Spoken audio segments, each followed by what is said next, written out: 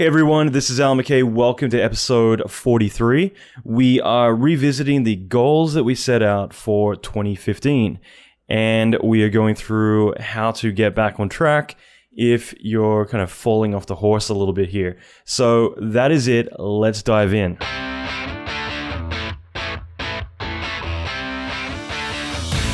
Welcome to the Alan McKay Podcast. Alan is an Emmy Award-winning visual effects artist and mentor to many leading industry experts. Listen in as Alan talks with other industry leaders in film, video games, and visual effects about their experience, lessons, and methodology. Alan will teach you pivotal advice to fast-track your career, better your skills, and reach your ultimate dream job. Check out the latest episodes on alanmckay.com. Okay, so welcome to episode 43. I'm really psyched to be doing this episode for a lot of different reasons, and that is mainly to do with the fact that we set out on a journey at the very beginning of the year. We set a lot of goals for 2015. At least I know I did, and I encouraged everyone else to post and share a lot of their goals. And again, I would love to actually get some feedback on where you're at. Okay, I think this is a two-way channel. I'd love to hear some comments. If you check out the show notes for episode 43, go to alanmckay.com/43. And I'd love to hear from you just to kind of get some insight and feedback with what the goals are that you set out to do, maybe the goals that you did achieve and you're able to kind of tick them off the list, as well as maybe some of the ones you haven't quite hit the mark on yet and what the difficulties were. Now, that's really important because I think it's important for all of us to see where our shortcomings are. Now, we're not all perfect, and I think that at least me, I'm very hard on myself, and I assume everyone else is too. So if you're not quite hitting the mark with your goals and you fail a little bit, I think it's always reassuring to know that other people are struggling as well. You're not in it alone. And I think this is really important. One of the things I'm going to be setting up later in the year is going to be a new kind of forum or a bit of a social hub, which we can kind of share a lot of our experiences as well as goals and work with each other on these. I think that having that kind of mastermind group to keep us accountable for our actions as well as to share a lot of information and, things that we find with each other, I think that's going to be really good to do. And this is something that I've always found to be very helpful for me in the past. So this is something I'm working on that I'll unveil later in the year, but I think that a lot of you will be able to benefit from it. And really, I'd love to keep it more of a private thing for those of us who are on the VIP list to kind of benefit from. Again, I do this because a lot of this I'd rather keep more personal and private to us rather than it just being something that anyone can get in on. But definitely something that I think we can all gain a lot from. Now, one thing I wanted to mention, and I haven't unveiled what this is yet, but if you want to be in the contest to win a pretty awesome prize that I'll be unveiling later on in August, you'll have a chance to do this. Just simply go to iTunes, to the Alan McKay podcast, and leave a review. Just one or two sentences, or as long as you want. You're more than welcome to write more, but it would mean a lot to me. Obviously I do this for free, but I would love to kind of get the podcast to get as much exposure on iTunes as possible. And typically that's going to be done through views as well as downloads. And just by writing a review would definitely be a huge help to me.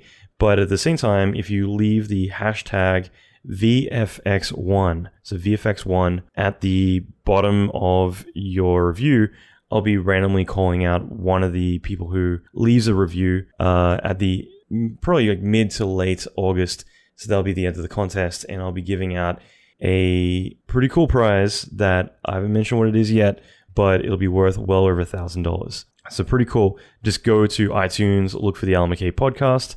I'll leave a link in the show notes, but just leave a review and the hashtag VFX1 at the bottom. All right. And finally, it's Monday night here, and I'm getting this episode out. I love Santa Monica to death, but basically all of yesterday we had no power in our entire city block, starting from 6:30 a.m. till just a little bit before midnight. And On top of that, LA never rains ever. And this weekend, it managed to rain for a good part of it. And that'd be fine, but it's summer, it's pretty hot. I live near the beach, but having rain and also the electricity out, it was very humid, very muggy. And on top of that, I couldn't have any fans, any AC, anything at all. So yeah, not the funnest experience or a way to spend your weekend. But in addition to that, I couldn't actually post the podcast yesterday either. So here I am finally getting this stuff out. And so a little late. I typically want to try and keep these consistently published Monday mornings, but I will get there. Bear with me. But I've got a lot of really cool podcasts coming up. Interviewing finally the team from Call of Duty. That's going to be coming up soon. There's a couple other really, really cool episodes. But I want to do a few solo ones because it's been a while since I've done one. And also I think that it'd be really beneficial for everyone if we kind of get back on track with a few of these things. And one of these is our goals. Now, I know a lot of us set out our goals at the very beginning of the year, and I want to kind of just recap and remind everyone, it's halfway through the year, where are you at? In addition to that, I also wanted to kind of share a little bit of information that I think might be helpful for those of us that might have fallen off the wagon, fallen off the horse, and haven't been able to keep on point with all of our goals. I think that that's really important, and I think it's also good to kind of find some tactics and ways that I've found to be really efficient with getting 100% success rate with staying consistent and being accountable for your goals. Like I said, I'd love later on, I'll be doing more of a social forum for this where we can kind of share and set our goals and kind of maintain them. But right now, I'd love to hear from you guys and get some feedback on how you're doing. Another thing is I've finally updated the podcast player with a much more nicer, more enjoyable one than the typical player on the website. So if you go to any of the show notes for any of the episodes, including the latest one, which is www.alanmckay.com/43, you'll be able to check out the new player and be able to enjoy the experience a little bit more. There's going to be a few changes I want to do to the podcast coming up soon. And these are more things in the background I've been working on that I want to really improve and keep adding to this podcast. So that'll be coming up soon.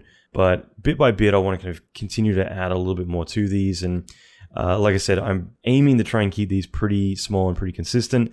But, some of these, it's a lot of information. I'm really trying to flesh these out as thoroughly as I can.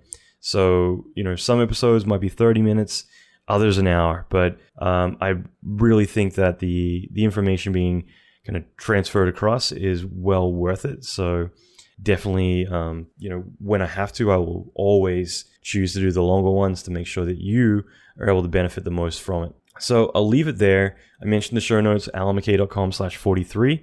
And if you want to leave a review to be in the contest, go to the Alan McKay podcast on iTunes and leave a review and a hashtag VFX1 at the bottom of that review. Okay, so that is it, guys. Let's get started. Let's get you more accountable and get you back on track with your goals. And I'll leave you with some parting knowledge. If you haven't had a chance to see the new Poltergeist film, avoid it at all cost. Really, really bad. I'm just going to leave it there. All right, guys, rock on. So in December, I put out episode 10, which is so long ago now, but this was on your 2015 goals and designing your career blueprint. Now, if you haven't listened to that episode, I thoroughly recommend listening to it, as it's a great way to really get a good core understanding of how to set goals and, for the most part, stay accountable and stay on track of them. Now, I think the most important thing we can ever have is to actually have goals, because that is us having a direction. If you don't have goals, then you're not ever going to really achieve them. And just in general, it's something that allows us to measure our success. If we're not constantly hitting our mark and doing what we need, then we kind of go into this limbo. And I feel that's a lot of the time what most of us really do feel. I mean, I go through it where I feel like there's nothing I've accomplished that week, or I feel like I'm not getting enough done. Now, that isn't me being insecure. It's because I've got set goals, and sometimes they are ridiculously far and a bit extreme. But by being able to mark these off, by being able to actually make that progress is how I feel like I am getting things done. I am moving closer. And by being able to break those goals down, we're able to slowly get there. Everything takes time, but whether your goal is to change careers into, let's say, feature film, or whether you want to break out of your full-time job into freelance and really start to build a name for yourself in your industry, whatever it is, it all takes time. It all takes having a plan, setting those goals, and measuring your success in your timeline as you progress. And now, this is something that, I've talked a lot about, and I will be doing this even more in a few future episodes, but I definitely think it's such an important thing. So here's the thing. It's now July 2015. We're just past the mid-year mark, and I want to check in and see how all your goals are going. Now, my goals for this year, I believe, for the most part, these were that I wanted to launch the mentorship program at the beginning of the year. Now, this to me was a really big deal because I have been doing training. I've been doing courses, tutorials, videos, doing talks all over the world. And I've really enjoyed everything I've done, but I've always felt like there wasn't enough time to really be able to invest in someone and really change their life, change their career, really help their skills. A lot of the stuff I had done with other training companies were always, a quick 6-week program or something. And, I always wanted to make sure the material that I'm supplying was the best it could be. And to throw us on the deep end and give them like all this crazy over the top amount of training and then expect them to pick it up and understand it all within 6 weeks, every week a new lesson, it just seemed a little too intense and just not enough for people to really take it all in. And on top of that, the interaction was maybe once a week at most. So for me, I decided, what if I spent a year? I charged the same amount as these 6-week courses that others charge, but I spent a year working with a set amount of people. So I would limit it to, so far we've run it twice. So every 6 months I would let new people in. And it'd only be, under around 100 people. Now, that was really cool. It's changed so many people's lives. It's changed my life. It's definitely been a really massive game changer overall. So far, some of the students have gone on to work on, one of them's on Star Wars 7. A few have gotten gigs at ILM. There's other movies like San Andreas, Avengers, a lot of other really cool gigs. ILM, Framestore, MPC, Ubisoft, there's all these projects, big studios that all these artists are going to. So it's been really cool, and the mentorship's still going. So far we're about 70% of the way through, and it's just been really awesome to get to know all these people, in some cases hang out. When I was in Paris earlier this year, a few of the guys from all over Europe flew in just to hang out and have a few beers, and it was great. It was really great to hang out with a lot of them. I feel like I've built these friendships, and even with the industry drink nights, every time there's been a few students from around LA or other places show up. It's been really, really cool. So that was like a really big goal for me, but at the same time, it was a big deal for me to take a year off and work on this stuff. And that was another goal of mine, was to take 2015 off from production, which is a massive risk for anyone to say, okay, I'm going to take the year off and literally just focus on giving back. So I've been doing the real reviews. I've got a career intensive I'm going to be officially announcing soon, but that's going to be a live webinar where I'll do Q&A and work with all of you guys live if you want to sign up for it. On a lot of your goals and give a lot of advice. It'll be something really cool I've been working on for a while, and I'll be launching, or at least announcing, that very soon. On top of that, the mentorship, I'm doing a few additional programs around that as well. And I've also, anyone who's joined the insiders list, like the VIP mailing list, that's been something I've been contributing to over time, and I'm actually about to really step up what I'm doing there. It's going to be something I'm going to be sending a lot of private videos, training, other exclusive stuff on top of career-related material to everyone on that list. And again, that's been something that's been so great to see, that a lot of the material that I have been sending out has been the key reason that a lot of people have gotten jobs in the industry or stepped up, gotten the money that they wanted, or managed to kind of break into the freelance circuit or whatever their specific goals were. So I love that, and I love hearing those stories when I get emails saying, hey, I did this and I got this result. And again, at the industry drinks nights, there's been one of the guys just going to work at Pixelmondo. He mentioned that he's managed to get a lot of his career success after adopting the way that I apply for work, which I sent out like an actual email template on how to do that. And I've sent a few other things similar to those since then as well. So it's been really, really cool. Of course, the big issue is there's always risk involved, because it's like, okay, well, you're going to take a year off. That means you're going to be limiting your income. What if you're turning down work and a year from now you can't get any, or whatever it's going to be? For me, I made a goal of, I still want to keep a pulse on the industry. I still want to work with certain people, certain studios and directors, but I want to be very particular about what I take on, because my bigger goal was about making this year, about making changes in other people's lives and other people's careers. So I've only so far accepted a few specific projects that I thought were really ones that I wanted to be a part of. So at the very beginning of the year, I worked with Activision on Call of Duty Black Ops 3, and that was a really awesome experience just to kind of work closely with them. And I feel like some of the stuff I've done is stuff that I've always wanted to see in a game, and I kind of just had free reign to kind of go make cool shit, and they would then work in all that stuff into the video game. So I can't wait for it to come out just so I can talk more about it. And I'm actually going to be interviewing the Call of Duty Black Ops team very soon as well. So that's another episode coming up.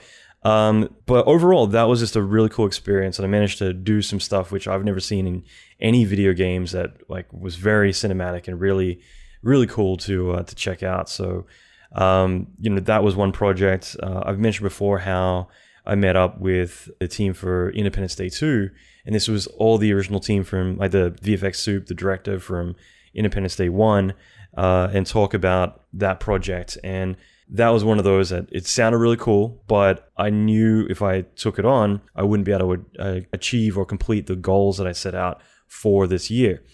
And that was really, really difficult. And I ended up explaining to them exactly why I'm not taking it on. And I don't know, for me, even yesterday, I was hanging out with one of the supervisors on the project, and he's mentioning how there's another 250 days left on that project. And so for me, it's one of those things that, yeah, that was a hard decision, but I decided, stick with the program, stick with what I set out to do. Now, I do think it's important that you constantly adjust your goals, or you're able to allow them to grow and shift and change, but it's not about giving up on some. It's more about, as things change, you don't ignorantly say, I'm going to stick to this goal, and this is what I set out to do 6 months ago, and now there's better opportunities come along, but it's not within my original goal. It's like, no, you change things and adopt them as they go. You don't be ignorant to the fact that something better comes along. Maybe, you got to organize your goals, reprioritize a little bit. But for me, that was a big thing. I was just making sure that these aren't conflicting with my goals. Warren Buffett, for anyone who doesn't know who Warren Buffett is, he's one of the most successful investors on the planet, and also one of the richest. He's also Bill Gates' mentor, as well as one of his close friends. Really amazing guy. My whole segue I just wanted to say was just that I read this recently, which I thought was really fascinating. It kind of changed my perspective a little bit, was the way that he would approach any opportunity that was pitched to him with not whether or not this is a good or bad investment, but if I take this, what would I be giving up? What would I be missing out on? So it's not really about whether it's a good, sound investment. It's more about if I do this, what will I be giving up? Are there other opportunities that I can't do anymore because I do this? Now, it's just a really interesting way to look at this, because if you start looking at your opportunities, it's like, okay, well, if I go do this, it's a great idea, great offer, let's go do it. It isn't, okay, well, maybe there's a better opportunity I've just got to wait for. It's more about putting your cards on the table and figuring out, all right, let's say Independence Day. If I do Independence Day, great. It's going to be a cool movie credit. It's going to be a fun experience. I get to work with the team that did something really inspiring when I was very early into my 3D visual effects career. Like, I really was inspired by the work in Independence Day. Now, what I would be giving up is, okay, I've got this thing, I set up a goal that I really want to do, and I know this will take up all my time, so I'm going to have to neglect all these other things. And to me, it's like, well, which is more important? So it isn't about like, is this a good deal? And this is a good deal, which should I do? It's, well, if I do this, I can't do this, this, and this. Whereas if I do this, I've got the freedom to do this, this, and this. And by balancing it that way, it's more about, if I take one, what am I eliminating? Like, what am I missing out on? I love that, and I'm probably not explaining it the best, but for me, this has kind of become something that, one of those tidbits I read months ago, and bit by bit, it's just crept really into how I decide things. And it wasn't like one of these aha moments up front, but after a while, it was just something that did start to stay relevant to a lot of the decision-making practices that I have. And, is this something to keep in mind when you're going about like picking your goals and what's important? So again, another thing for this year that I had an opportunity for was Eddie Murphy. His producer called me on like a Sunday night, and he's just like, hey, we've been talking about you, and we want you to come over Eddie's house next week to talk about this new movie that he wants to direct. And it's one of those things that this whole thing came to be because a mutual friend of mine made that connection with Eddie Murphy years ago, and this kind of came to fruition years later.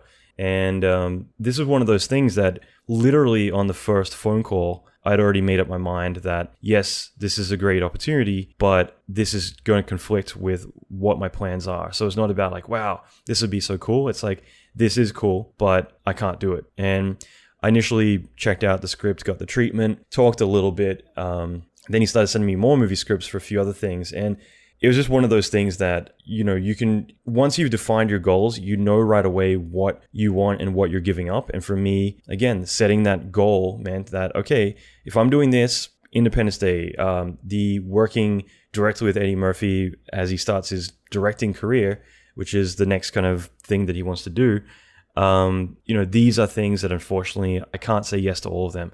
That was probably the biggest lesson I learned from 2014, was saying yes to everything can completely screw you. And, here's my philosophy on that. And this is a bit of a tangent, but I think really valuable, is that I think early in your career, say yes to everything. And later in your career, you'll start to be more selective, and you just physically cannot do everything that you say yes to. And it's better to start saying no up front than deliver a mediocre product. So Richard Branson actually said, again, I'm sure everyone knows who he is, but founder of Virgin, really successful guy. Probably one of the people you think of when you think of the word success, just because he's got a good balance, I think, of money, lifestyle, and everything else. Lives on his own island, like that says everything. But one of the things he said is say yes to everything. And I think that was one of those things that I read in one of his books that I completely disagreed with. I thought that, yeah, that's so true in the beginning, but you look at him. If he were to say yes to everything, he wouldn't be able to do it all. You assign other people to it, automate it all, great, but it's just not something you can physically do everything anymore. However, in the beginning, yeah, put yourself out there. Like I said, you've got to be in it to win it. Saying yes, you're going to create all these opportunities, and all it takes is that one or two opportunities, those Eddie Murphy connection, or that meeting someone at a bar who then says, hey, you do 3D or you do compositing, we need someone like that. Can you come on board? Whatever it's going to be, you never have those opportunities if you're not saying yes, if you're not putting yourself out there.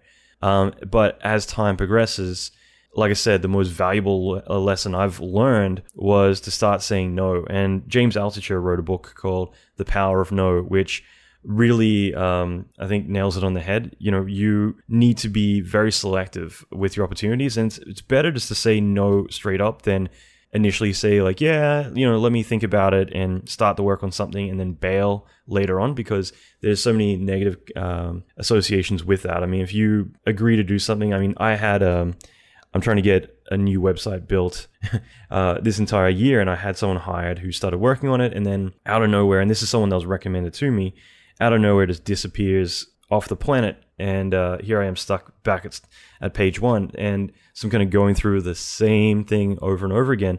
Now, if someone was to say no in the beginning, that's fine. I'd still approach them later on and say, hey, I've got this other project now. Would you be interested in that? But because they bailed midway through, even if they did it the right way and just actually emailed me and said, I've taken on too much, I can't do it all, that would be fine. But, I think the best approach is always just to be upfront and say, eliminate the things you can't do. You don't need to give reasons like, I would, but, my mom's got the flu and I got to look after her, whatever. That's not, you don't need to give reasons. You just say straight up, like, I can't. I think that's way more important, just being direct. So I figure it's well worth mentioning this stuff just because it's one of those things that, setting goals, I want to give examples. I don't want to say, what's your goals, and move on from there. I'm actually giving you my real personal goals that I set out to do. And at the same time, mentioning exactly that. Like last year, I mentioned taking on too much. It was actually, I think, the week of setting the podcast for goals out. It was around that time. I was in Vegas. I'd agreed to doing a Maya course, a Max course, a Houdini course, prepping to launch the mentorship, and I'm also doing 2 productions and also a couple of talks for a private mastermind group on passive income, branding, stuff like that, to a group of millionaires. So there was lots going on. Plus, I was speaking in Vegas at the Autodesk University. There was all that stuff, and that was all in 1 week. And that was one of those things that I just realized that I had taken on too much. And this was something I do it all the time. And I usually run myself really thin to the point of nearly burning out, sometimes doing it. But I'd rather work hard now than do this when I'm 50. However, I did realize it was at a point where I felt if I continued, everything I did would be mediocre. I would start to put out bullshit work. I'll just say it like that because it's true. You can start to spread yourself so thin that you're not able to produce good work with anything. Whereas I knew if I dropped one thing, everything else would go back up to 100%. And that was a really difficult thing to do. And I actually pulled out of doing a Houdini course. I've never done this in my entire life, but I pulled out halfway through, which, that was a really difficult thing for me to do. And I'm just being really honest about this. Like for me to do that, like I didn't even want to write the email and do all that stuff. I was really I've never bailed on anything in my entire life. So what I ended up doing is I did that because I knew it was the only way to make everything else a success. And so to do that though, I then went and found someone who was a good replacement. One of my old students who works over at Sony in Vancouver.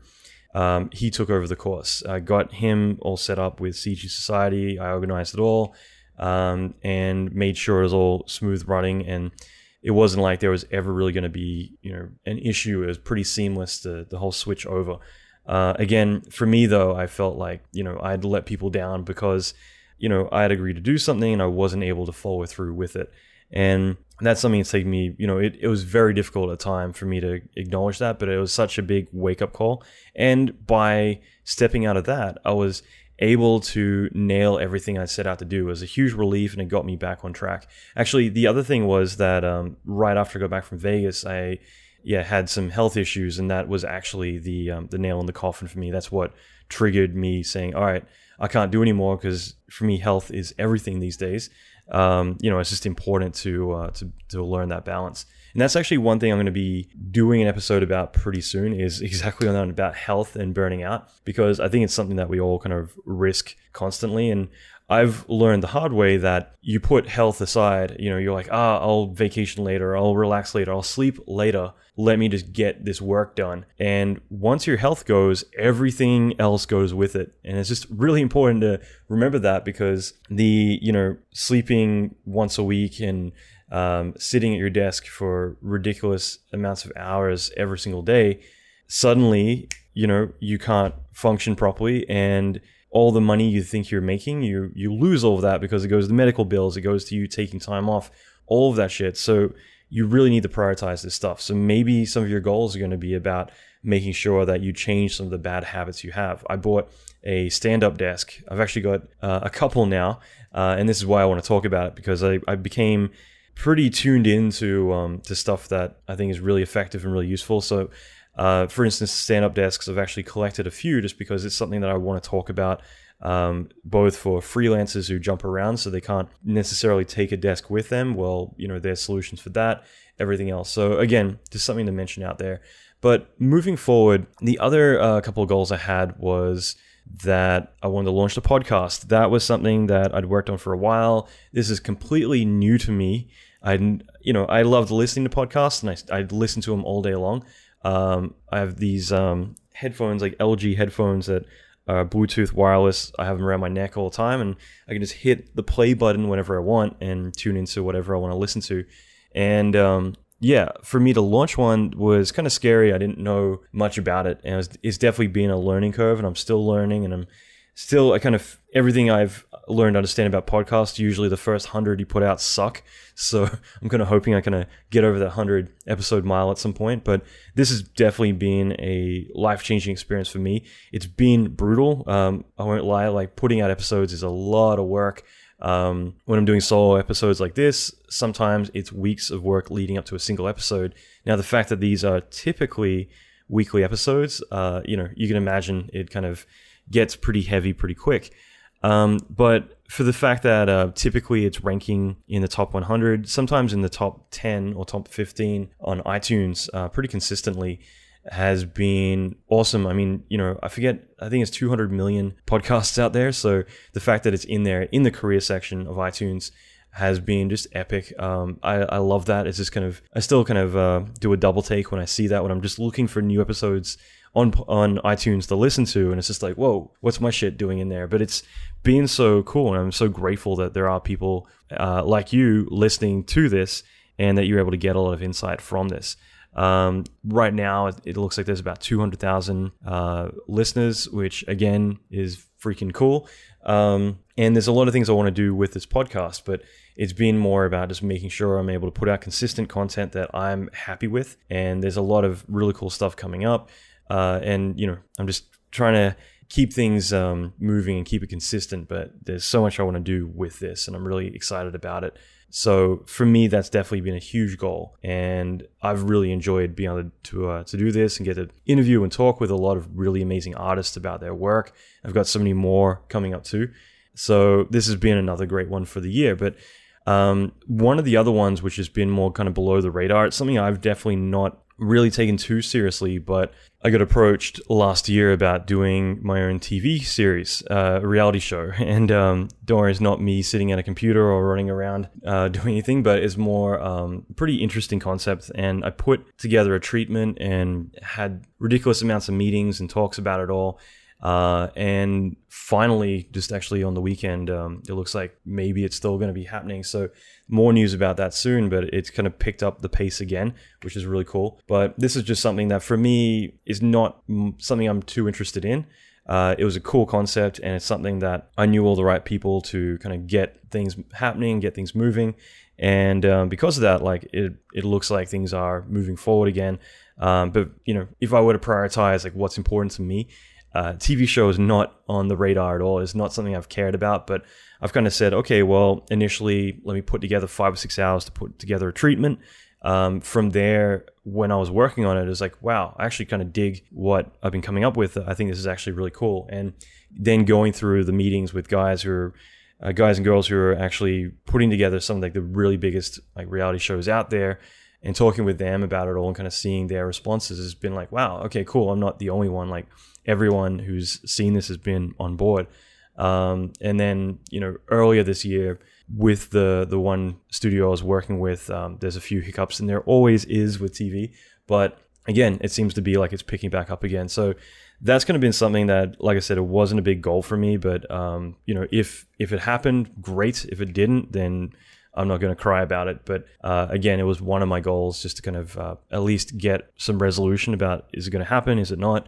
And so that's another goal for the year. Now, I mention all these just to kind of give examples about my goals and kind of where they're at, or where maybe I've fallen short as well. And I figure it's really well worthwhile thinking about the stuff. Like another big goal towards the end of this year is another course I'm putting together, which is a completely live action, start to finish, the entire production process of how to create high-end visual effects shots. So this is something I'll be going out and shooting with a Red, actually different cameras, doing aerial shots as well, doing entire sequences and going through the entire process. And so this is something I've been excited about. I've been kind of working on this for the past 5 years, since I did a similar course a long time ago, and I've wanted to kind of take another stab at it. And, so this is another thing I'll be working on. So there's a lot of stuff going on. I've just hired some full-time staff. Everything, it's pretty daunting, but everything's going really great. So the other part, like I said, I want to kind of put a lot of gems, hopefully, in here in between everything else. But what I wanted to move on to is your goals, and talking a little bit about initially having set your goals, but then what happens if you kind of fall off the wagon. One of the hardest things to do when you start out on your goals is actually sticking to them. And what's typically worse is when one thing starts to go wrong and you start to feel like giving up on everything rather than identifying exactly what is going wrong and course correcting it. So when we do fall short on reaching our goals, it's important not to beat yourself up, but to look at why. Is your goal too complicated? Is it too big? How about breaking it down into easier steps? And what if you just don't have time? One of the biggest reasons, obviously, is time. But as Jolt, who was on a few episodes ago, which, by the way, I didn't expect that episode to be as big as it's been. Every single person I meet talks about how amazing the episode was, which was episode 40. Now, Jolt working on Independence Day 2, as well as being married and doing all the networking and everything else that he does. In addition to that, he's one of my students in my mentorship program. So working on such an intense film that you probably are going to be working some crazy hours, plus living in Pasadena, which is about 2-hour commute, I believe, to Hollywood every day and back. So, all this to be taken into consideration is like, how do you find time to work on yourself, to get through a mentorship, which is demanding? You got to participate, you got to do all the material, you got to, show up for live classes. It's going to be work. It's going to be a few hours of work, depending on how involved you want to be every week. So what he does, he just simply gets up 2 hours earlier rather than getting up at, let's say, 8 o'clock and getting ready and rushing to get to work, hopefully by 10 o'clock or whatever. Why not get up at 6? And that way you've got 2 more hours in your day that you could put towards something. So I think this is really important, just to kind of create that additional window of time for whatever goals you want to set aside are. You might maybe have one day a week that's your sleep-in day. You can sleep in, you can veg out on food, you can do whatever you want. The rest of the week is your discipline time, and you really work towards being strict on what you're doing. So maybe having the 6 days of extra 2 hours each time, that's 12 hours, it's half a day. Sorry, that'd be like a full work day that you could use to apply to something else. So creating this additional time is really, really valuable. When I lived in Vancouver, I basically had a lot of goals that I wanted to do. And this is something I'll probably talk about a lot more later on in another episode. But this is actually something like one of the first questions Jolt asked me when I first met him before we did an episode together was about, me kind of overcoming any anxiety about public speaking and being more confident, outgoing. And that was one of the things that I found was that, earlier in my life, like I could speak in front of crowds, that sort of thing. But in terms of going to social places and talking to people, if I went by myself is what I'm talking about, not with your friends and everyone else. But if you went to, let's say, a club or a bar by yourself, that can be pretty intimidating. And, then going and meeting people and making friends, that sort of thing. So moving to a new city and forcing yourself to get to know literally everyone in that city can be pretty intimidating. And most people I don't think would know where to start. Now, for me, I made it a goal because I knew this was one weakness that I could identify, that I just was scared shitless of going out by myself. So I made, and this is why I always say that I think that communication and being able to be confident and have social skills, I think is probably the most powerful thing you can ever have. I treat it like a muscle. I feel like you need to work on it constantly. And the more you do it, the more effortless it becomes. And it got to a point for me where I actually preferred to go out by myself because I never knew what would happen. It wasn't about going and meeting girls or anything like that. It was more about I wanted to make friends. I wanted to create opportunities. I wanted just to go out and see where the nights would take me. Now, for me, I had courses going on. I was teaching for CG Society. I had my own product line. I was also a supervisor for Activision in Vancouver. Plus, I was learning French. I'm still terrible, but I was teaching myself French, and I was going to the gym.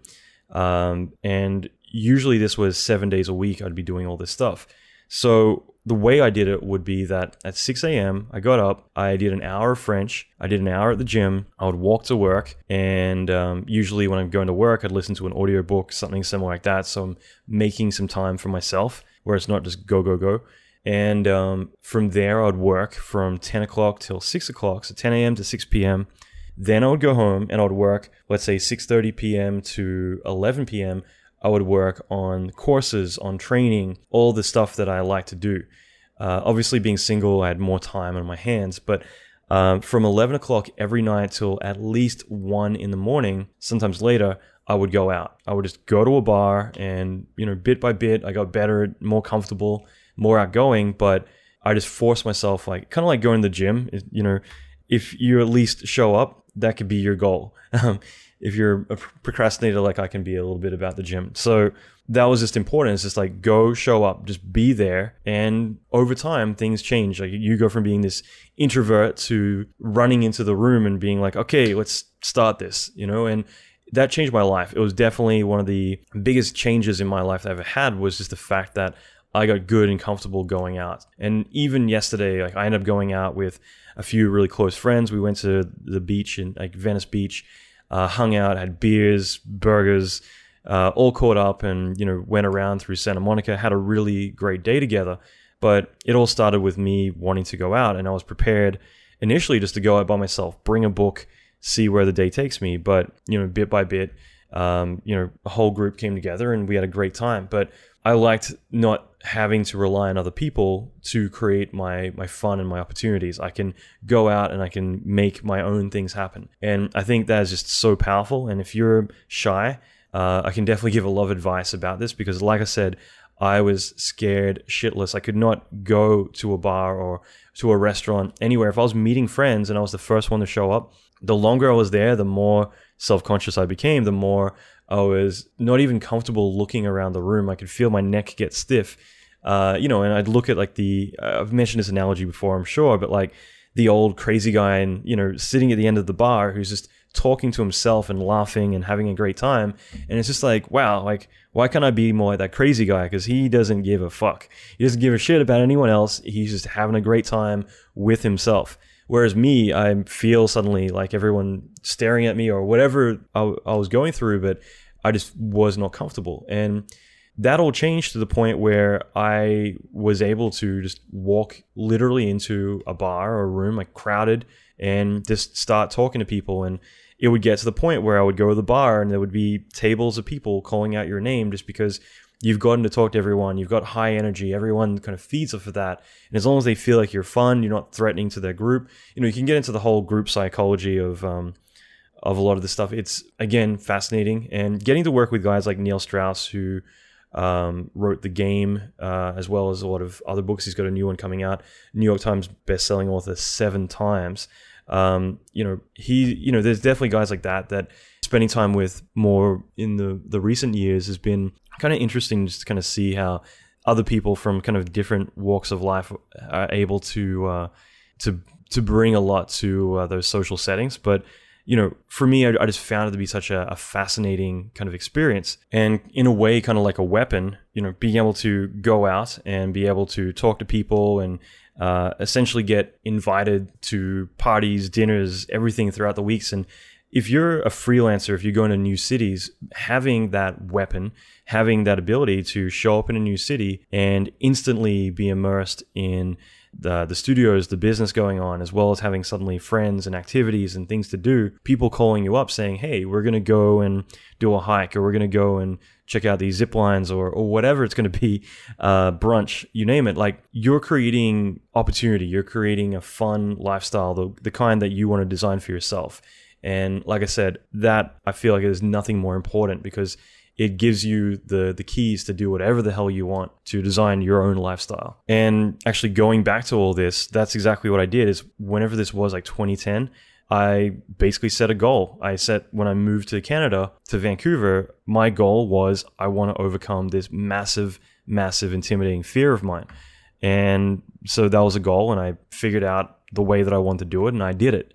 And I love that. And so again, this is how these goals are so important. So another big thing is distractions. And I kind of already touched base on this just now, but a lot of people might think, well, I don't have time and I've got too much going on and there's no way I can handle all of this.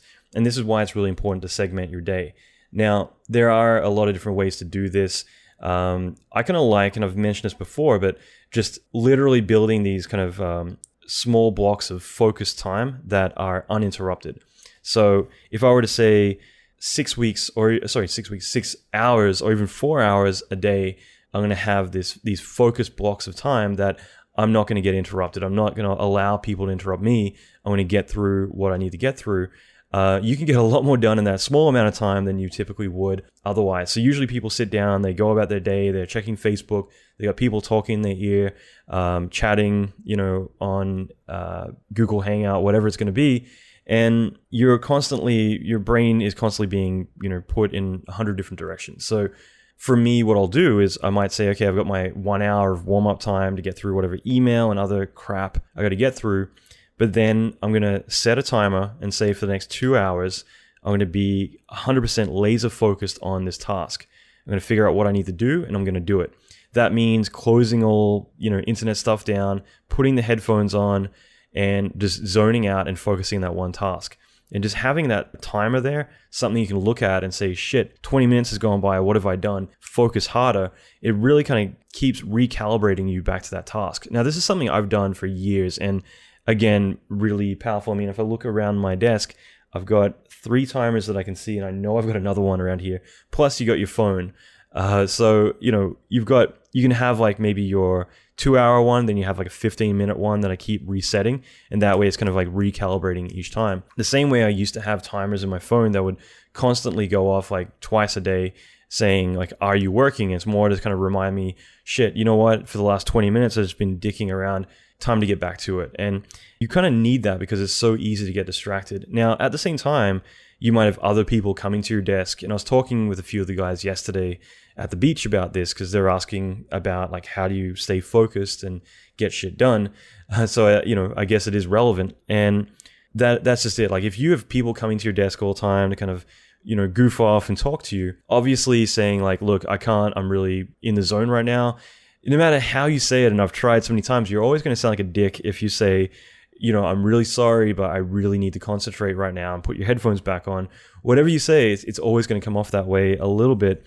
And so what I end up doing is delegating set amount of time that like, let's say 6 or 8 people throughout the day kind of come by your desk and say, hey, what are you up to? And did you check this out on YouTube? Whatever. Usually I'll just say like, hey, I got to get through this. I'm slammed. I tell you what, why don't we go to Starbucks at 4 p.m.? Or, I'm going to run to Starbucks later. Let's hang out. And it's kind of that judo way of segregating them to let's hang out later on. And by doing that, it just suddenly doesn't become rude. It's kind of like, okay, I really do want to hang out with you. But yeah, I got to get through this. And people always, in my experience, respond really positively to that rather than saying, wow, what a dick. He doesn't want to talk to me or she doesn't want to hang out, even if it's just for a minute. So it sounds so silly and so trivial, but if you're getting that a lot, it's just a good way to kind of wax on, wax off, kind of, sweep them off without needing to have any kind of confrontation or shooting someone down. Because I think there's a bit of an ego crush when you do that. So just delegating that. And the same way, if people say, hey, do you want to have lunch? You're like, I can't. Maybe doing the Starbucks thing isn't going to be a good substitute, but again, this is something I do all the time and I have been doing for a long time, is I'll say, Friday, I'm going to be doing, like, let's all grab a lunch Friday, because this week's really, really, hairy, and I've got a lot of shit to get done. So why don't we all go grab a lunch on Friday? And they'll be like, all right, sounds cool. You can even throw in, like, you pick the place. It'll be awesome. We can celebrate the week being over, whatever you want to throw in there. But by doing that, you're kind of, slipping him into a pool, and you can do that several times. And I do this. Apologies to anyone who's like, wait a minute, Alan, you've done that shit to me. But I do it a lot because it's a good way to free more time. Like, if I've got a 1 hour lunch break 5 days a week when I'm at the office, what if I want to use that time? Like, I feel like I don't have enough time. Well, what if I want to create an additional 4 hours a week to focus on some goal that I have? So maybe it's, I want to start working on my LinkedIn or my branding, or I want to reach out to some studios or whatever it's going to be. And it's like, I don't have any time.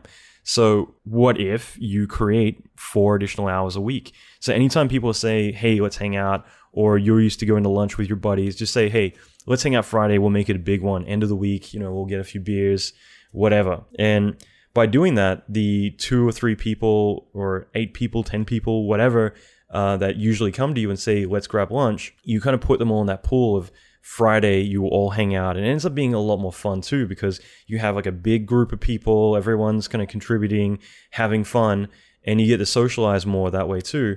And you're kind of containing it into one focused hour at the end of the week. And suddenly you've got that time back. So you've got now 4 hours a week where you can skip lunch. And I used to do this a lot. I used to just go for a walk to clear my head. And especially back in Australia, I would just walk around these really big hills and, all around town. And, an hour is a long amount of time. So, I could listen to music, I could listen to an audiobook, a podcast, whatever I wanted to get through. And I could get 4 hours of a course or whatever I wanted from that, like an audiobook I could get through in that amount of time. So this was a really good way to create time for yourself if you always feel like you don't have time. And you're not shooting anyone down, you're actually kind of taking control, taking action by being the one that sets up the lunch, sets up the opportunities like that. People respond really well to that. So it kind of makes you the one who's organizing stuff and kind of the event coordinator. So it can be pretty powerful. And like I said, I do that a lot, especially when I get really busy, which oddly enough, the industry drinks that I host in LA kind of has become that a bit lately. I don't have as much time as I'd like to see a lot of people. So what I tend to do now is say, look, end of the month, I'm hosting this event. Usually there's about 30 or 40 people. Why don't you come out and hang out? Oddly enough, or not oddly enough, but the last one I hosted was actually the weekend of Comic-Con. So there was probably only about 15 or 18 people, but it was still really fun. And but usually it's a lot bigger, it's a lot of fun, and it's just a good way to kind of bring everyone from that circle together to network and hang out and see what happens. And that way I've actually freed up all of my nights to do other stuff if I need to throughout the weeks. I do this again, maybe I've got set groups that mightn't mix as well with other groups. So usually I host like I might organize like a dinner for some close friends. And, and the same thing, and maybe organize a hike. That kind of stuff is cool because you're taking action, you're taking charge, you're creating this opportunity by saying, hey, everyone, we're going to do this on this date. So it's a good way to kind of position you as the fun go-getter person, but you're actually also segregating people into set groups and creating more time for yourself. Obviously, if you have a partner, it's a lot more difficult to balance stuff. It's just, it's something you need to communicate to people. And if you have like one of these big goals that you really are serious about changing your career and getting into another industry or whatever it's going to be, working on a short film, you need to communicate that with your partner and say, look, this is something that's important to me. Let's say it is switching careers. That might be about doing the hard work now. So that way you've created this freedom later on by doing the thing you want. In my experience, if you're not doing what you love, you end up doing it anyway. And for me, actually going back to Activision in Vancouver, that was a time when I had the highest paying job I ever had. I was also had a lot of responsibility. I was working on cool stuff, but it wasn't stuff that excited me. And I had, freedom. I didn't have like a very stressful job. So I could do whatever I wanted, but I just didn't feel like I was fulfilling my legend. I reference The Alchemy because I was just reading that yesterday. But it basically was that. I felt like I wasn't fulfilling what I really love doing. And because of that, that's what I ended up doing the 6 hour, from 6 p.m. to 11 p.m. every night, I would be doing what I did love. And I found this so constantly, both with myself and others as well, that if you're not doing what you enjoy, like what you're passionate about, then you end up doing it anyway. You do it in your spare time, and it ends up becoming a lot more labor because you're doing something outside of your job. You're not being paid for it or anything, but you need that outlet. You need that creativity. So I think it's just so important to have that and to find that. So sometimes you do need to knuckle down, maybe communicate to your partner, like, look, the next couple of months, I'm going to be, working late hours on my own thing. It's something I need to do so I can get to where I need to be. And, we need to figure out a way to spend more time together outside of this, because maybe on these days, I need to do this. I need to stay focused, whether it is a short film, so you can slowly start to work on that to get recognition, or, whatever you want to do there, learn to program or whatever it is, whatever your goals are. It's just a matter of really honing in on what they are and then figuring out your game plan. But then you need to commit to it and lock down to it. And I'll just rattle these off. But again, there's so many ways to do this. I gave the lunch and a few other things as examples just to kind of hopefully spark a few things in your mind about, how can I free up more time? Maybe it is that you use public transport. You start taking the bus or the train to work. And maybe it's not practical, it takes longer. But what if during that time you're able to do something else? Because rather than driving on the road and concentrating on that, you can focus on reading or typing something up or watching tutorials. Again, some of my students, that's exactly what they do, even in LA, which surprises me, but they'll take public transport, which again, in LA, you don't usually do. And that's just a way that they can, watch the training that I'm putting out all the time, because every module is something like 10 hours of training. So that's, a lot to go through. So I think it's just important to kind of find where there's areas that you can kind of refine and revise them into creating more pockets of time. And usually what happens is it takes about 30 days to get into a habit. Again, conversations from yesterday, a lot of the guys I was talking to were discussing about, like, what's your routine and how do you create all, additional time? For me, it wasn't just like, okay, well, I do this. It's like, look, FYI, it's going to be hard in the beginning. Like, actually, one of the things brought up was like getting up early, which it sounds trivial, but for a lot of people, it's like, yeah, I want more time in my day. It's like, well, why don't you just get up a bit earlier and you'll have more time? And it's like, it sounds easy, but for a lot of people, it's very hard. So that becomes like an issue within itself. It's like, well, how do you feel energetic and, more vibrant, more able to get up out of bed in the morning and get about your day? Like I said about ice baths and all that kind of stuff, it really changed me and gave me a way more energy. But, getting from bed to a bath full of ice cold water, that's more reason just to kind of get under the covers more and not get about doing that. So, I have my own routines, but usually it takes about 30 days of doing something before it really sticks. And that's why you'll see all these books on 30 days to learn the code or whatever the hell, because usually it takes about that long to get those habits to stick. And they don't necessarily need to be life-changing. You don't need to have like a complicated thing that you're going to give up and fail on right away. Maybe it's more about, okay, well, if I just set this really easy to achieve goal that is impossible to fail, but at least by doing it over and over and over, I've started a habit. So I'm going to go through my routine, right now, just because, again, as a good example, I've talked about like morning rituals before. And for me, there's been a few things that I've been trying to do, and it's been hard to make things stick sometimes. And I'm just being honest, like, I'm not fallible. I have plenty of things that I'm working on and maybe not 100% getting there.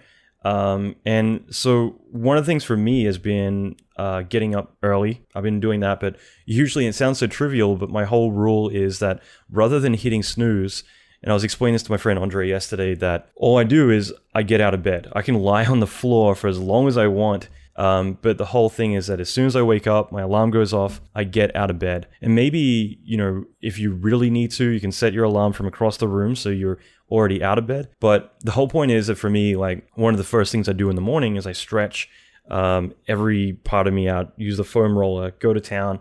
And it's really important just to start my day. And so just by getting on the floor, if I'm tired, then I've got like an extra 5 minutes or whatever to kind of slowly wake up and slowly ease into stretching and, doing my back and everything else. And, it's just kind of about identifying, and this is a big thing with failure, is if something isn't working, then identifying what it is and then figuring out a solution or figuring out a substitute to make it work. So if you can't do the ice baths, first of all, then maybe cold showers is a good start to it all, whatever it's going to be. But with me, it's just I crawl out onto the floor. I don't do it as much now, but like for a while there, it was just kind of like my middle ground to be able to get out of bed. And you're on the floor, it's not going to be comfortable for very long. So after a while, it just becomes natural to want to stretch and do all those things that make you feel good. But that's like the first thing I do in the morning. And meanwhile, it gives me a chance to start to think about my day and process what I want to do. But what I've been doing from there is just, bathroom, teeth, whatever you need to get your day going. But then I go up and I set the kettle, on and boil some water. And I use a French press, so you got to boil a lot of water. So usually it takes about 8 minutes to boil. So what I do, and this is because, and this is where I'm getting at with everything, is that there have been certain things I haven't been as consistent on. And one thing I've wanted and tried to do for the past year is meditate. And this isn't some kooky, far out thing. It's just basically I want to try and sit for 10 minutes a day and just not think about anything. Just keep my head clear and de-stress, because I found when I have done that and when I've done it consistently, it's made my days way more productive. And like I said, everyone is going to have, like when you say yoga or meditation or other stuff, people are going to be like, wow, some people are going to say that's kind of kooky or far out or whatever. And you can treat it as whatever you want. Maybe you're daydreaming. You're just sitting there trying not to think about anything. And that has been one of the hardest things I've ever had to do. And so to keep consistent, it's probably been the hardest thing to stay consistent with. So what I've done is I've worked it into a habit where usually I feel like, I don't have time, and it's the first thing to go off my list. Like, do I really need this? No. It's not giving me an actionable result, so I instantly dismiss it. So instead, what I've been doing, and this is actually giving me 100% success rate, is I set the kettle to boil, and it takes about 8 minutes to boil. So I go back downstairs, I sit in a room against the wall, and I just sit and think about nothing for 10 minutes.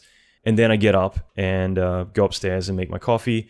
And it's just kind of worked out really well. And I started to really carefully plan like my whole morning ritual about things that would progress from one to the next. So the whole point is that I'm clearing my head in the morning, just kind of forgetting everything I got going on, just having a moment of doing nothing, of just breathing and chilling. And then I go make my coffee, breakfast, sit down. And one thing I've been trying to do just to experiment with this is journaling. And that is basically a big brain dump. And that's another way that I've found to be really productive, was always just, if I have all this shit on my mind, I would try and get rid of it all. I would just try and write it all down, so that way it's there. I'm not going to need to remember anything, and I can just get it off my plate. And so what I've started to do is actually journal. And all it is literally 5 minutes every morning. And this is right after doing that meditation. So again, I kind of feel like I'm go from clearing my mind to clearing my plate.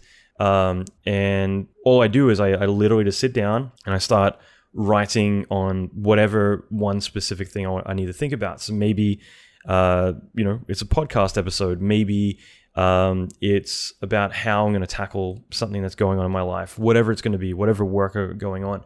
But I'm able to dump everything I need down on paper. And that's been, again, really successful, just to do a brain dump of everything. And it's great because it actually allows me to start to really think and build a process around what I'm doing.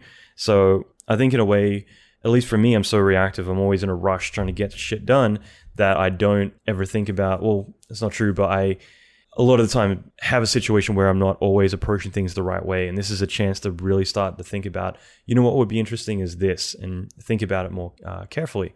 Finally, right after that, 10 minutes of just writing down ideas in terms of something that I've got going on. I literally just start to constructively plan out ideas for how I can do this stuff, or whatever it's going to be.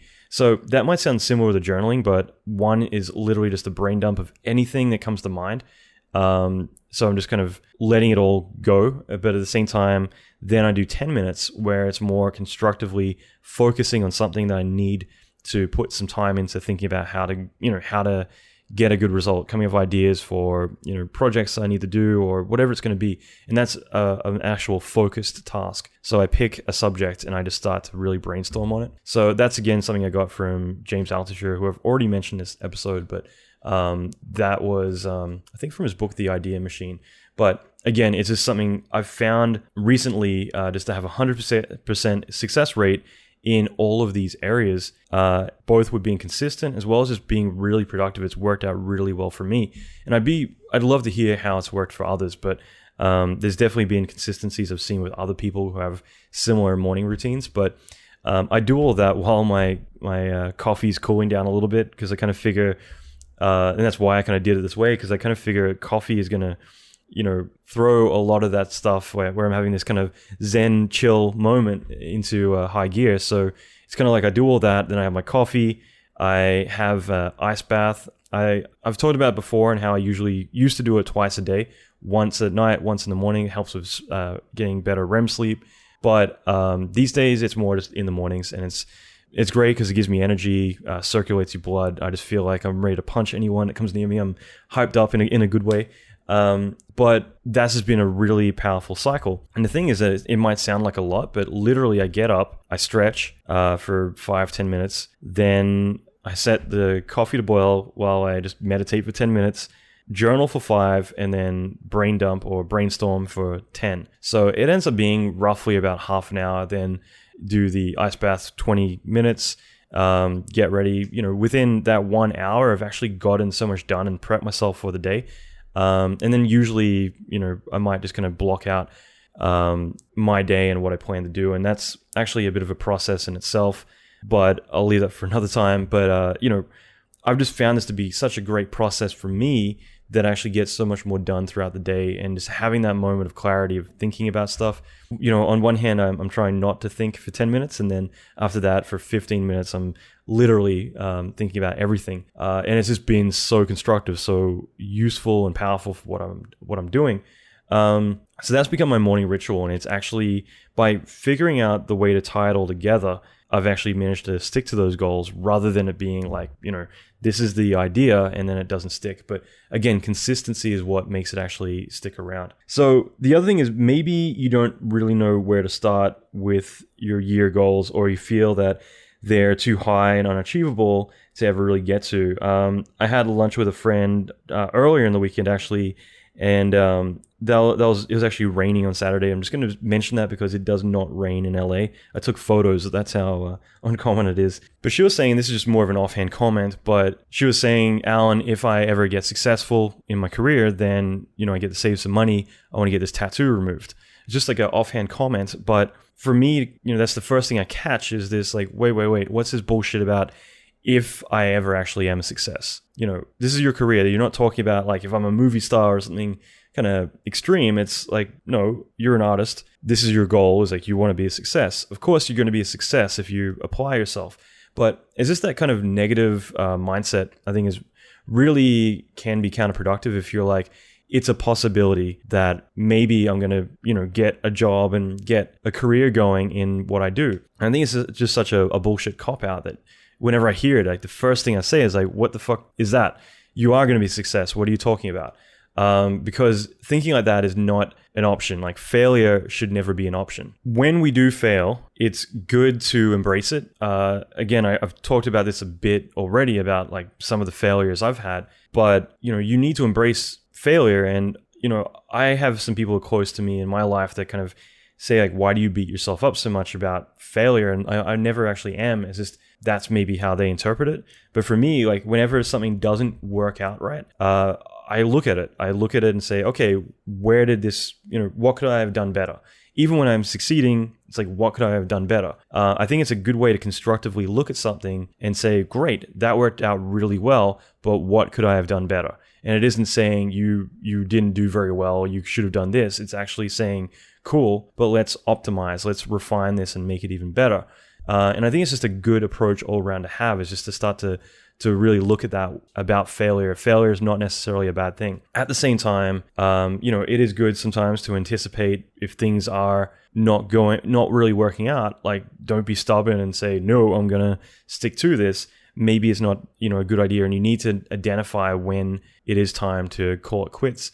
But that doesn't mean that you should give up on something or fail at something and not continue just because it isn't working out. This is more about knowing when to quit or when to call it quits. But overall, sticking to something, you should never approach something with the thought that you are going to fail, or that, maybe it's an option, like maybe you could succeed, maybe you could actually be good at this.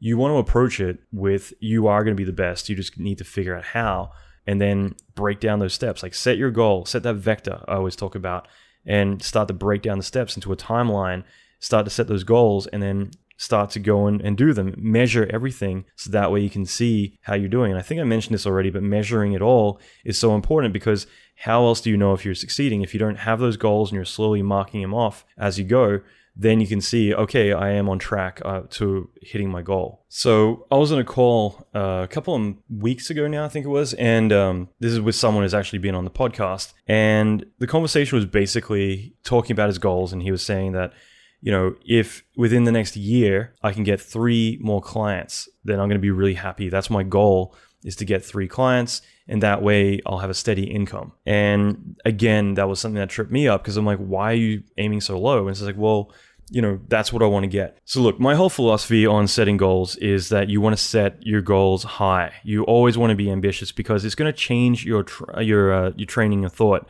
on this whole subject if you're setting it much higher. If you set it to 3, if you say, hey, my goal is to set it to 3 because that's the bare minimum, if I do that, then I'll be comfortable. What you're doing is you're setting yourself up for failure, because you set such a minimal goal that 3 clients in a year, that's basically every 4 months if I get 1 more client. Like, that is just ridiculously low. And it also means, like, what if you fail? What if you don't get that goal, that client? Then you're going to fail, because at 2 clients for him, that was his minimum was 3. So it means that instantly he fails. He's not able to make a comfortable living. Now, if you were to say, and this is exactly what I said to him when he said, I want to get 3 clients within a year. I said, why don't you set it to 10? Or even, why don't you set it to 15? Like, why are you setting your goal so low? The big thing is that if you set your goal so low, you're not going to approach it in an aggressive enough way. I mean, if you set your goal to 15 or 10 people, if I've got, in a year, I need to get 10 clients, I'm going to start to really rethink my approach and say, okay, for me to do this, what do I really need to do? The best part of it all is, if you fail, you're failing up. If you set your goal to be 3 and you hit 2, that's not a comfortable living. That was your bare minimum, and you're not going to get there. Now, if I set it to 10 and I get 8 is a lot better. It's almost 3 times, like 300% better than that 3 that we initially set out to do. It also means that I can measure a lot more, and there's a bit of leeway, but with 3, that's 1 every 4 months, whereas 10, you're going to be knocking those out quick. In other words, you need to be more aggressive. You need to start thinking bigger and start thinking about how you can really make an impact. And I always think that setting a bigger goal and failing, but like I said, failing up, is a lot more healthy than setting your minimal goal. Because, if you were to say, I'm going to, and this is a bit more drastic, but let's say lose 50 pounds opposed to I'm going to lose 3 pounds. Which one is going to make you have a much more drastic change? Which one is going to make you really have to, make some big changes in your life to get that goal, to hit that goal? Obviously, one's a lot more work, but it also means, like, I'm really going to have to own this. I'm not going to have to be like, well, I just want to eat a donut every week or whatever it will be. You really got to own it. So I think it's just really important. You set big goals. And that's why I've talked about this so much, about how to set these unattainable goals and then deconstruct them into a timeline that you can then set as goals. And set the timeline so that way you can measure it and start to, achieve that. I feel like in a lot of areas I've managed to have a lot of success with that. Not necessarily in visual effects, in other areas, just because, I set what my ultimate goal is, and it isn't low, it's high, it's far, because otherwise achieving that smaller one, you're not going to approach as aggressively. If you get that success, it's not as big a win. And if you don't succeed, it's a much more massive fail than if you would set a much more bigger one. So it's always better to aim higher and fail up than to go with what you're comfortable with. Like I said, you need to get out of your comfort zone, and you need to constantly be pushing the boundaries. Otherwise, you're not going to grow. And that applies to everything in your career. And with goals, it's very important. You got to take risks. You got to take educated risks. But you really need to get out of your comfort zone, and you need to be aggressive. If you stay in what's comfortable, you're not going to change. And that's precisely the reason why you are setting goals, is so you can create that change. So it's always better to aim higher than go for what you're comfortable with. You might think something's unachievable, like one day if I'm successful, then I'm going to do X. Most people are just not willing to go outside of their boundaries. And, I think that a lot of these goals that we think are way too extreme, way too unattainable, are just because we're not used to achieving them yet. I think all of us start at the beginning of our career and we feel like, there's no way I could work in LA, or I could direct my own feature film or whatever. And, I think it is actually healthy to think, well, if someone else has done it, and I think this is something I talked with Jolt about, I can start to see why everyone talks about his episode. If someone else has already done it, then obviously it's achievable. But for a lot of us who are, a lot of you who are out there trying to do the unattainable, maybe you haven't seen others in your circle do it and you just don't feel like it is doable. But I mean, anything is doable. People have gone to the moon, people have gone and done other insane stuff. It's just a matter of setting those limitless goals and figuring out how to do it. So one example is Roger Bannister running the 4-minute mile. That was back in 1954, and up until that point, no one had ever done it, so therefore it was considered impossible. Okay, so nobody had come close. It wasn't like everyone's like right on the verge of getting that record. It was like literally 20 seconds later than that, so almost like 4.5 minutes, something like that. When he ran the 4-minute mile and broke that record, it was like 3 minutes 59 point something seconds. But when he broke the 4-minute mile record, within a couple of weeks, a couple other people, I think it was an Aussie and an English guy, both broke the record as well. Now, think about that for a second, that in human history, no one had ever done this one thing. And it wasn't like new technology or anything. It was running. Everyone can run.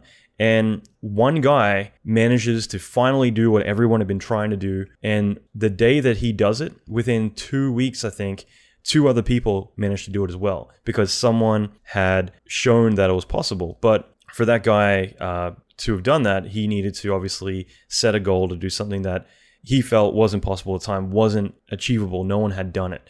And that's what I mean about never limiting the goals. And I don't want to go on a big speech about it, but like I really truly believe, like, set your goals. Like, they can be ridiculous, but as long as you can then deconstruct and build that game plan, you can fucking do anything. Okay. Honestly, I know so many people who have done really amazing stuff, and I know that they're very much kind of in denial half the time, because it's something that if they were to look back at their younger self, they were to meet their 12-year-old or 18-year-old self and tell them like, hey, by the time you're 30 or by the time you're 40, you're going to do X. They would just be like, there's no fucking way. There's no way I would ever do that. Now, for you to go out there and do these things, you need to get that people out of your head. I wrote that article, Unattainable, which was my whole story, my origin story, my goals that I set out to do. And I partially wrote that for someone else who I know had goals to be an artist, and basically had her dad telling her whole life that being an artist is a waste of time. You'll never get there, and it doesn't pay well, and you'll never get a job, and it's just go do something more practical. And I know so many people, I've met so many more people since I wrote that article, that story, who've been able to relate to that and say that's exactly what I went through. And that article inspired them to then go and actually do what they kind of always felt wrong about, because they always had that person echoing in their head telling them, they're going to fail and not to do it.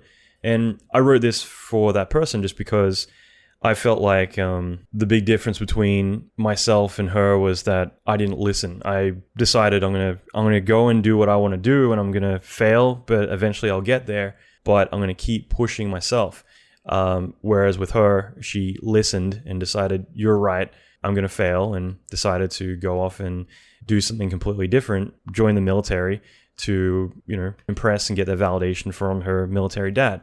There were a lot of kind of underlying reasons why I wrote that article and that story, and that was mainly to showcase that as well as to showcase failure. Because I think a lot of people too, they also see when someone does have success, they don't see all the failure that took to get there. And I wanted to kind of make that really obvious that I failed more than anyone. Like I failed definitely as much as anyone else. And it's more about that persistence, about taking that failure, learning from it, and moving forward rather than taking that failure and giving up. And, it's usually just when you are about to give up that, you finally have that big breakthrough. Now with the 4-minute mile, after, I forget how long it was, I'm not the biggest history buff, but I did find this to be just a really fascinating example. And I think it really resonates, at least with me. But since then, many other people, including kids, have broken the 4-minute mile record. And that just, I think, says so much. It's like, something that for the longest time was not considered possible. One person does it. Literally a few weeks later, 2 more people do it. And then suddenly it becomes so standard that everyone is able to do it.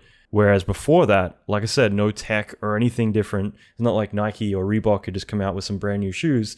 What was considered impossible is suddenly completely possible. And even better than that is you can beat it. You can do better than that. I think there was even one Kenyan who ran 2 miles in 8 minutes. So again, even variations of it. But again, I just found it to be really kind of fascinating. So I realize not all of us are where we want to be. Some of us are either in a different industry or their goal is to work in, let's say, visual effects in feature film. And some of us want to move to another country or city and go to the big cities where all the work is. So we all have different goals. And that's kind of one thing that after talking to a lot of people who listen to this podcast, a lot of people on the VIP list, and just in general, the more people I meet and the more I kind of get insight into, where everyone's at, it seems that those are kind of very common things that, we want to grow. We want to get our dream job.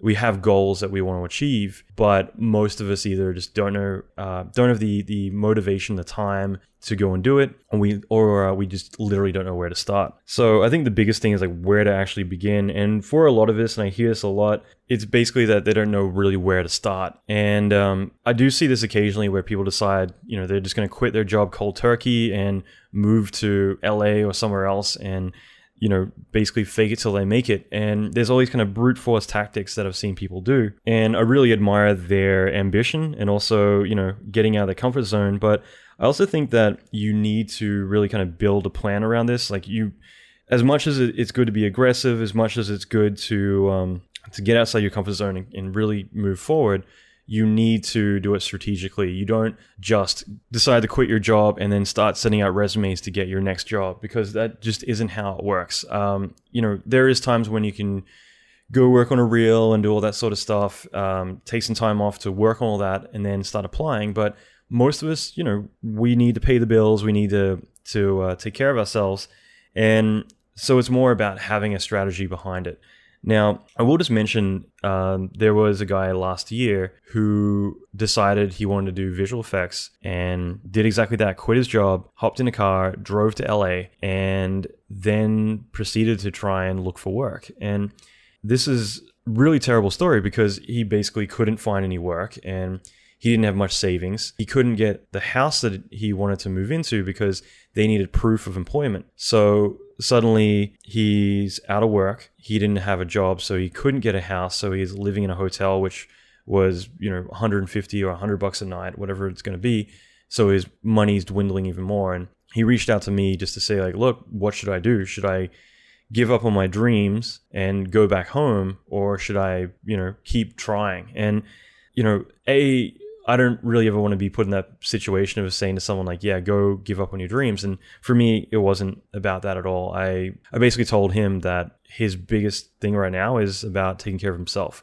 Like, forget visual effects for this week. You shouldn't have done it this way in the first place. You should be setting your goals and doing it the right way. But because he's in the situation, it's like, go, get a job at Best Buy, go on Craigslist and start looking for work, because you need to take care of yourself. All the other stuff will come, but you need to take care of yourself first. Otherwise, you're not going to get any of this. And so what he ended up doing, actually, I think I just said Craigslist, but he ended up getting a job as manager at Best Buy, getting his finances on track, and then he could worry about all this stuff later on. But, if you can't even, get a roof under your head, then that's an issue. It's a major issue. And it's a really sad situation to be in. And that's the kind of thing, is like, when he contacted me saying like, this is my situation and should I just give up? It's one of those situations where I wish he would have contacted me before he moved, rather than waiting till he's in that reactive mode to then try and figure out a solution.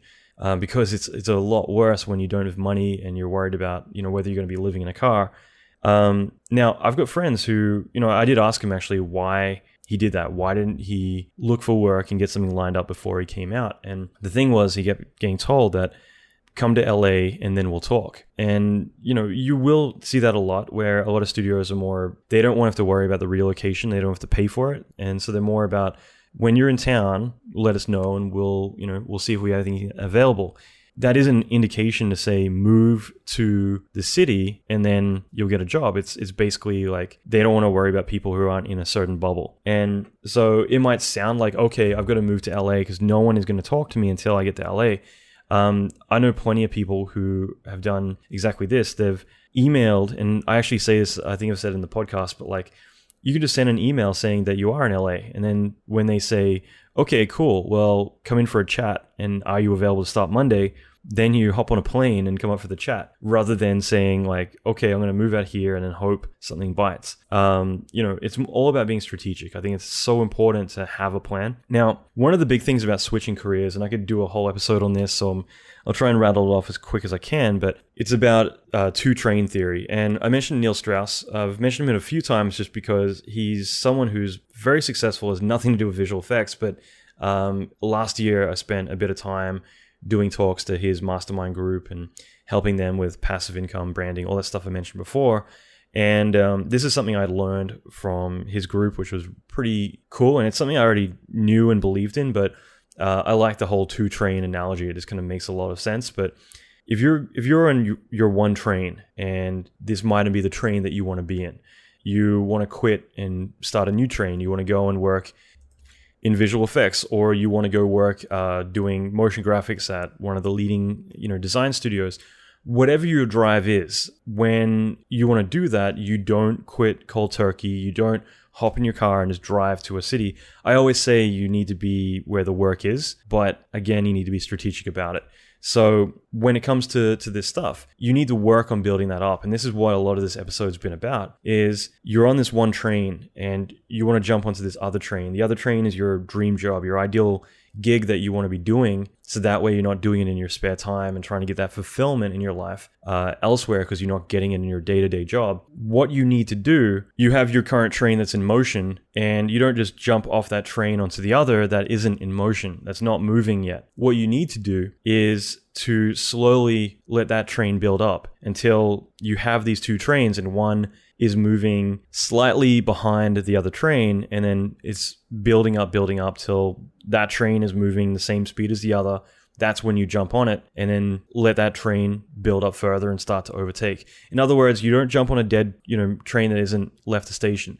You wait till that train is moving the same speed as the other, then you jump on it and let that train overtake the other. I like that analogy just because it says that you kind of quit cold turkey and go move into another career that hasn't taken off yet. You're going to be stuck at the station.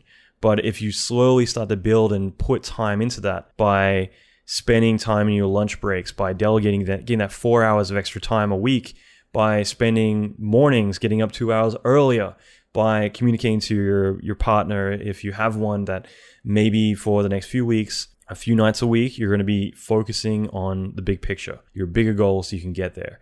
whatever it's going to be. Decide, once you put your kids to bed, to go and spend an extra few hours working later at night to get everything done. Whatever it's going to be. You don't just quit your career before you have the next one lined up. So like I said, working your portfolio, networking, going out and meeting people, doing all this stuff, telling your friends, that they're now in that Friday bucket of lunch, or going to Starbucks so you can focus and get more done, so you can leave earlier in the day.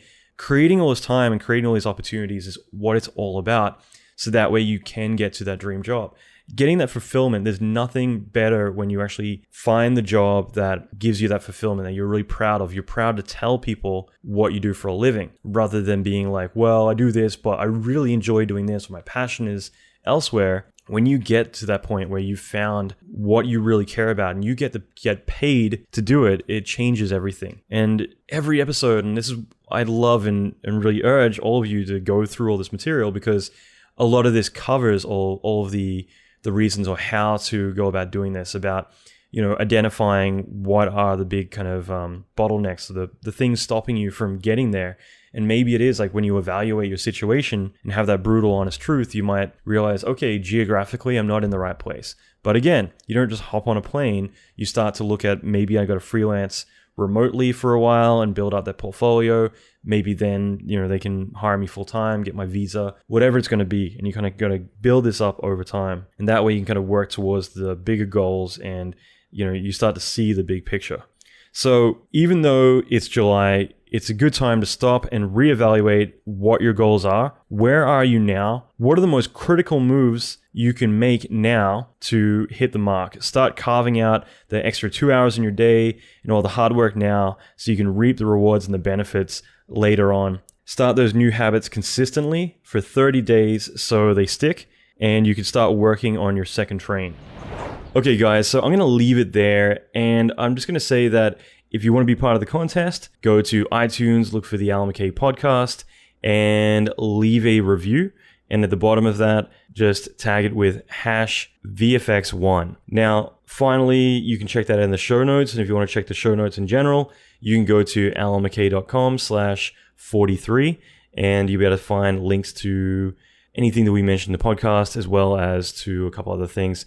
You can check me out on Facebook. I'm going to be posting some new tutorials soon. In fact, if you want to be part of the insider list, I'm giving away a lot of info here, but just go to alanmckay.com and you should be able to sign up, or alanmckay.com/inside, and you get on the insiders list.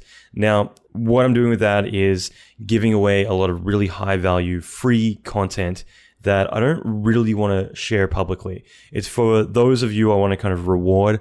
For those of you who want to take this to the next level, I want to make this more beneficial for you. So there's a lot of really great stuff there. Now, the one thing is that so far, most of the content that I've been putting out and sharing has been very specific to career-related material.